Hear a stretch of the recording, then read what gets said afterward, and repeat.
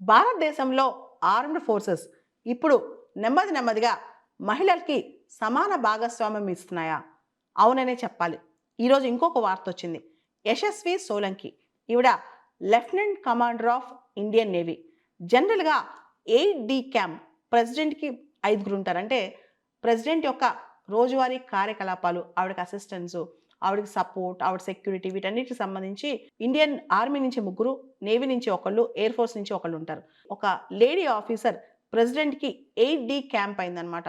దాంతో ఇప్పుడు వుమెన్‌కి అన్ని అవకాశాలు ఆర్మీలో, ఆర్మ్డ్ ఫోర్సెస్‌లో జనరల్‌గా ఆర్మ్డ్ ఫోర్సెస్ అంటే కంప్లీట్‌గా మేల్ డొమైన్ అనుకుంటాం. అమ్మాయిలు యుద్ధాల్లోకెళ్తారా? ఫైట్ చేస్తారా? వాళ్ళేమేం చేస్తారా? అనుకుంటాం. కానీ ఆర్మ్డ్ ఫోర్సెస్ అనేది లాస్ట్ ఫ్రాంటియర్ ఫర్ ఫీమేల్స్ అనమాట.